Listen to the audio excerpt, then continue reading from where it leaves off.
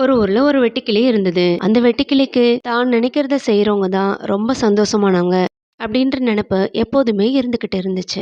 அந்த வெட்டுக்கிளிக்கு ரொம்ப பிடிச்ச விஷயம் பாட்டு பாடுறது. அதனால அந்த வெட்டுக்கிளி எப்போதுமே பாட்டு பாடிக்கிட்டே இருக்கும். அந்த வெட்டுக்கிளி இருந்த இடத்துல சில எறும்புகளும் வாழ்ந்துட்டு வந்துச்சுங்க. எறும்புகள் எப்போதுமே எதிர்காலத்துக்கு தேவையான உணவை சேமிச்சு வைக்கிறதுல தான் குறியா இருப்பாங்க.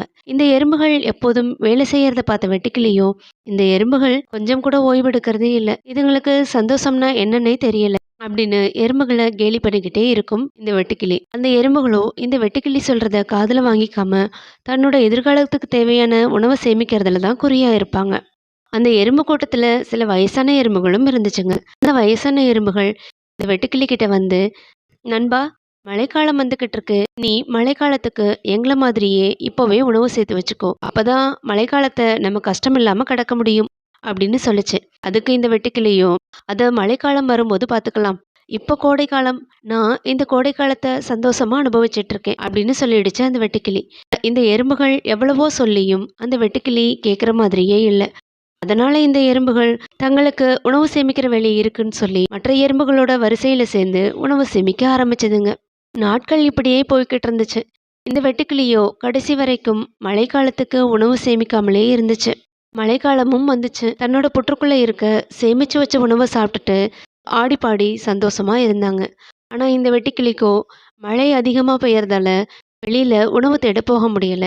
இப்போ இது இதோட கூட்டுக்குள்ள பட்டினியோட இருக்கு. நேரமாக ஆக வெட்டுக்கிளிக்கு பசி அதிகமாக ஆரம்பிச்சிடுச்சு.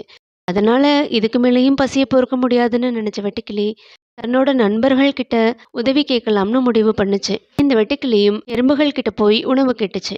எறும்புகளும் வெட்டுக்கிளி பசியால வாடுறத பார்த்து அதுக்கு உணவு கொடுத்து உதவுனாங்க. வெட்டுக்கிளி நல்லா சாப்பிட்டு தன்னோட பசியை தீர்த்துக்குச்சு. இப்போ அந்த எறும்புகள் சேமிப்போட தேவை என்னன்னு வெட்டுக்கிளி கிட்ட சொல்ல ஆரம்பிச்சதுங்க. அப்போதான் இந்த வெட்டுக்கிளிக்கு சேமிப்புனா என்ன, அதோட பயன் என்னன்றது புரிய ஆரம்பிச்சது.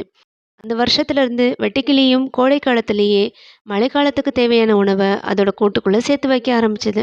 அதுக்கப்புறம் அந்த வெட்டுக்கிளியும் மழைக்காலம் வந்தா அந்த எறும்புகள் மாதிரியே தான் சேர்த்து வச்ச உணவை சாப்பிட்டுட்டு ஆடி பாடி சந்தோஷமா இருந்துச்சு. இவ்வளோதாங்க கதை.